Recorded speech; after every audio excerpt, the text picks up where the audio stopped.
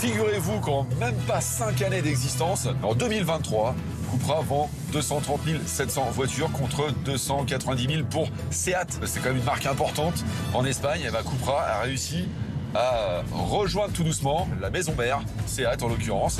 Effectivement, Cupra n'a que quelques années d'existence et pourtant tout le monde connaît. Enfin presque. Certains se souviennent encore que Cupra était la finition sportive de la marque Seat.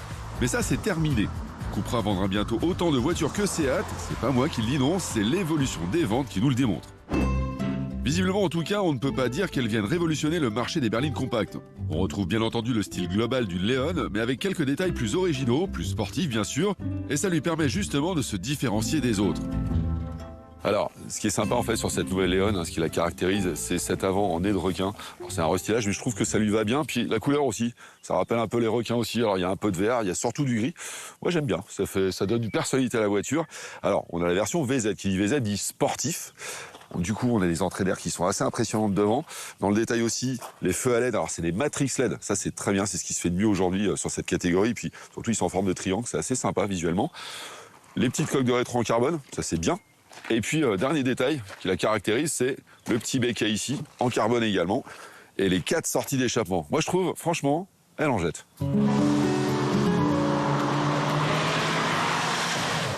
Passons aux choses sérieuses. Nous sommes à Montserrat, situé à 45 km de Barcelone. Cet endroit abrite les routes parfaites pour notre Cupra Leon VZ. Le moteur, un bloc 4 cylindres 2 litres TFSI de 300 chevaux. Et vous le connaissez par cœur puisqu'il équipe la Golf R avec 320 chevaux ou encore la toute récente Audi S3 dans laquelle il revendique 333 chevaux.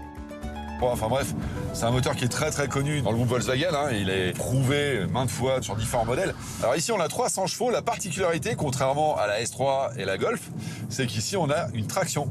On n'a pas une 4 roues motrices. Je veux dire que ça change un peu la donne parce que la voiture, en fait, on lui envoie 300 chevaux sur le train avant et 400 Nm de couple.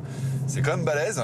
Alors je suis en train justement de vérifier, de voir si ça transmet bien parce que, vous savez, faut être clair, 300 chevaux sur un train avant, il n'y a pas beaucoup de constructeurs qui arrivent à le gérer. On peut même dire quasiment aucun, à part Ford avec feu la Focus RS dans sa version 5 cylindres, ou encore Honda avec l'actuel Civic Type R, dont le train avant semble sorti tout droit d'une écurie de course. Dans la vraie vie, passer ce cap fatidique, c'est sur 4 roues motrices que l'on envoie toute la puissance et forcément ça simplifie la vie, mais le plus souvent ça gâche un peu le côté plaisant. Je trouve qu'il y a un excellent grip sur l'avant, ça transmet parfaitement, on n'a quasiment jamais l'anti-patinage qui se met en route. Et ça prend des virages tranquillement, ça enchaîne. Franchement, c'est une très très belle réussite. Et moi, ce qui m'étonne d'autant plus, c'est qu'on est sur une voiture sportive. Alors là, je vais me mettre en mode un peu race, un peu énervé. On a un son qui est beaucoup plus important. Bon, faut dire que dans le groupe, on met des boîtes à air au niveau de la baie de pare-brise, histoire d'amplifier un peu la sonorité du moteur. Et on sent surtout qu'au niveau de l'échappement, les 4 sorties là, elles donnent très très fort. C'est assez sympa. Après, si on doit comparer les chronos, cette Leon VZ ne fait pas aussi bien qu'une S3 et c'est bien normal. Mais face à elle, elle a de quoi avancer de gros arguments. La nouvelle S3 équipée de pots à Krapovic fait pas autant de bruit. C'est assez bizarre. Cette Cupra Leon est plus confortable qu'une S3. J'aimerais qu'on m'explique. Je pense que c'est une histoire de suspension. La S3 est peut-être plus sportive, plus accrochée à la route. C'est une 4 roues motrices. Mais je trouve que celle-ci, ici, on a quelque chose de vraiment hyper efficace et de confortable en même temps. Là, je suis en mode sport. Je devrais être secoué, mais comme un prunier, et c'est pas le cas. Je suis très bien maintenu dans les sièges. Alors les sièges, c'est des semi-baquets assez fermes, mais finalement on est bien dedans. Très très bien maintenu surtout, et voilà. Là je suis en appui, c'est vraiment bien. La voiture bouge pas. Une compacte presque familiale qui vous permet de faire corps avec elle en conduite sportive, quand elle ne se croise plus vraiment au coin de nos rues.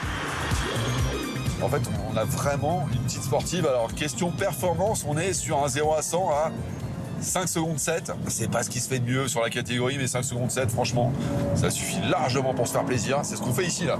On est en train de prendre un plaisir extraordinaire sur des petites routes près de Montserrat. Les routes serpentent dans tous les sens, aussi bien automobilistes que motards s'éclatent ici parce que vraiment les routes sont sympas, il fait toujours très beau et les paysages sont magnifiques. De quoi profiter également des différents modes de conduite allant du plus confortable au plus sportif. D'ailleurs, il se sélectionne directement au volant, comme dans une Ferrari. Donc on a un mode Cupra, un mode race, un mode route, enfin ouais, on a des modes assez sympas qui permettent de jouer sur la réponse moteur, la boîte bien sûr, la suspension et la direction. et surtout la sonorité. Et là, je trouve que c'est quand même très très sympa d'avoir encore de nos jours des voitures qui vous en mettent un peu plein les oreilles, mais sans vous assommer pour autant, parce que des fois, ça peut devenir désagréable sur les longs parcours. Mais là, on a quelque chose de vraiment sympa. On n'a qu'une envie, c'est de rouler sur ce genre de route sans jamais s'arrêter, parce que c'est un vrai plaisir. Je m'attendais vraiment pas à une voiture aussi plaisante, en traction, 300 chevaux sur un train avant pour moi. Je sais pas si c'est une hérésie, mais bon, faut quand même mettre des dispositifs hyper efficaces pour que ça transmette correctement. Bah là, on a tout ce qu'on aime. Et surtout, je le répète, on a un excellent niveau de confort, mais c'est presque inespéré, quoi. Inespéré, c'est ce qui nous vient à l'idée quand on découvre l'habitacle de cette Cupra Leon VZ. Franchement, cet intérieur, je l'aime bien. Pourquoi ? Parce qu'il est original. Il sort de tout ce qui se fait dans le groupe Volkswagen. Il y a presque des endroits où on a l'impression de trouver des éléments qui viennent de chez Lamborghini, alors que bon, c'est juste les formes qui donnent cet effet-là. Mais dans l'ensemble, je trouve que c'est vraiment original, c'est sportif. Le volant, c'est assez sympa parce qu'on a un bouton start ici et les modes de conduite qui sont ici. On n'est pas obligé de se balader sur une molette, c'est bien. Après, il y a un peu de boutons quand même. Ce qui est pratique par contre, c'est qu'on a un bouton pour couper les aides sonores à la conduite. Ça c'est pratique, c'est en accès direct, ça c'est très très bien. Et ce qui est bien aussi, c'est le système d'infodivertissement, un écran qui fait plus de 12 pouces.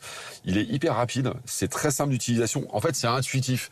Et ça manque un peu chez les constructeurs automobiles, quelque chose d'intuitif. Là, voilà, c'est très simple d'utilisation. Soit on a des applications, soit on a les widgets, en fait, tous les éléments dont on a besoin. Soit on bascule sur Apple CarPlay avec les applications qu'on a sur son smartphone, tout simplement. Et d'ailleurs, voilà, on peut démarrer Spotify et avoir la playlist Direct Auto. Ça, c'est pas mal. On a une nouvelle matière en microfibre ici qui font penser à l'Alcantara, c'est bien. C'est recyclé à plus de 74%. On est dans l'éco-responsabilité aussi chez Cupra. Enfin bref, cette voiture est vraiment bien conçue, on est bien à bord. Il y a tout ce qu'on aime dans une voiture moderne, en fait. Tout simplement. À l'arrivée, c'est bien difficile de trouver des défauts à cette Cupra Leon. En même temps, 47 425 €, c'est pas totalement gratuit non plus. Mais rappelons que nous sommes à bord d'une voiture premium et sportive tout de même, bien moins chère que ses cousines de Volkswagen et Audi.